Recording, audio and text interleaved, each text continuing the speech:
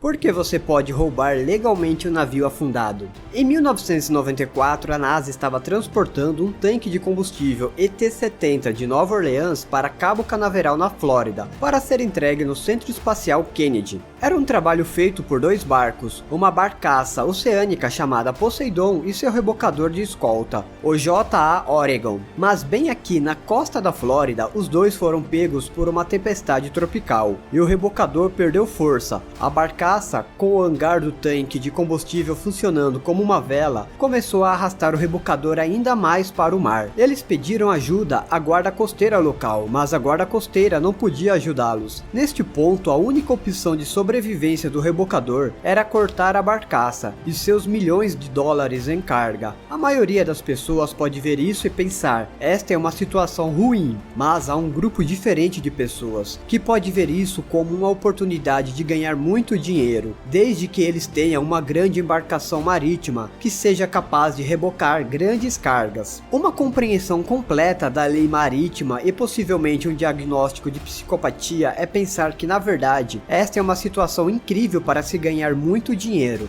Bem, porque devido a algumas obscuras e antigas leis marítimas, a primeira pessoa que arrastar a carga que estar à deriva de volta à costa poderia reivindicar legalmente uma reserva de sua carga da NASA.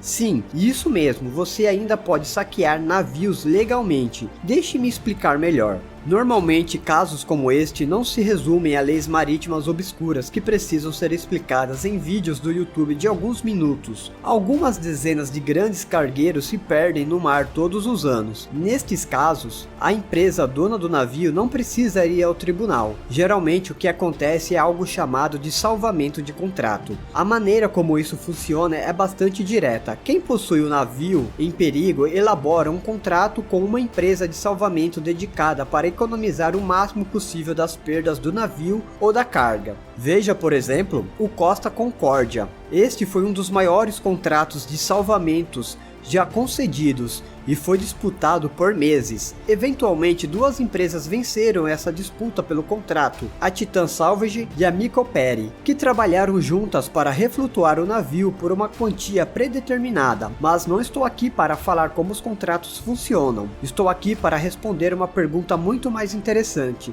O que acontece se o navio for resgatado antes de um contrato ser assinado? A resposta é intuitiva. Nada acontece. Por exemplo, se alguém bate o carro e você arranca o retrovisor do carro, isso seria considerado roubo. Mas no mar não existe comportamento estranho, e portanto existe um princípio legal pouco conhecido, chamado puro salvamento. A ideia de que se alguém se oferece para proteger o navio, deveria ter direito a uma prevalência de sua carga. Se isso soa antiquado, é porque o Império Bizantino desenvolveu esse princípio, porque na época qualquer navio que não fosse resgatado seria apanhado por piratas. Mas como você pode imaginar, os procedimentos legais modernos para a lei de resgate são um pouco complicados. Então vamos voltar à nossa história, onde um rebocador teve a difícil decisão de abandonar milhões de dólares em cargas da NASA no oceano na costa da Flórida. Pouco antes do J.A. Oregon soltar a barcaça, ele contatou o capitão de um petroleiro próximo chamado Cherry Valley, que pensou que poderia ajudar. Ele prendeu cabos de reboque ao rebocador e à barcaça e conseguiram arrastá-los com segurança de volta ao Porto Canaveral.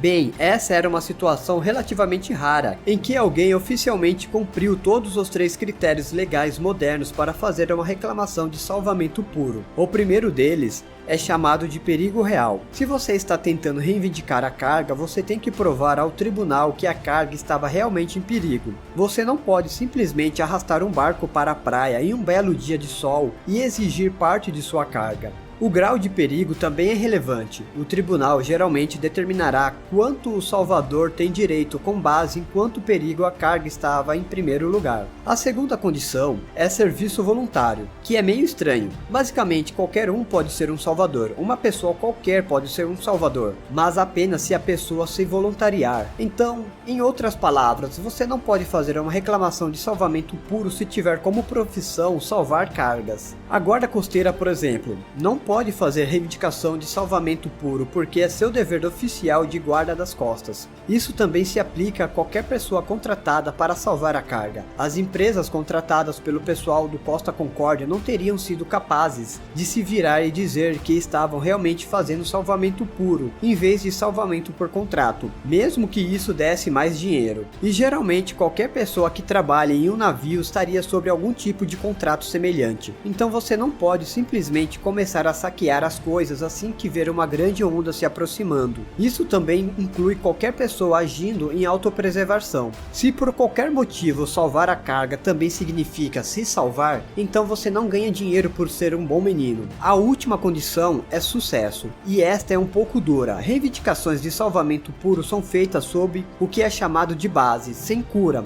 sem pagamento. O que significa que se você não conseguir salvar nada com sucesso, independentemente de quanto tempo, risco ou dinheiro que você coloca, você não ganha nada por isso. Isso é parte da razão pela qual o salvamento puro é tão incomum hoje em dia, especialmente em empresas de salvamento reais. Porque gastar centenas de milhões de dólares em uma missão de salvamento, onde você não pode conseguir nenhum dinheiro, não é o que você chamaria de grande movimento de negócios. Existem alguns casos que fogem da regra, principalmente nos casos em que um navio ou a carga não são salvos. Teve um caso desse tipo: alguém fez algo para impedir que o navio vazasse óleo por toda parte e transformasse o oceano em um mar escuro, que foi classificado como salvamento em 1989. Quando o Soy Boy SJW assumiu nossos tribunais do Almirantado. Então, essa história teve um final feliz. Após cumprir esses 3 critérios, a tripulação do Cherry Valley levou o rebocador ao tribunal na Louisiana e recebeu nada mais nada menos do que 6,4 milhões de dólares, 1/8 do valor da barcaça e carga. E então, presumivelmente, partiu ao pôr do sol para fazer o que quer que a tripulação de petroleiros faria com 6,4 milhões de dólares. Agora não se sabe o que a tripulação do petroleiro fez com o dinheiro do salvamento, e nem como foi dividido o valor da recompensa.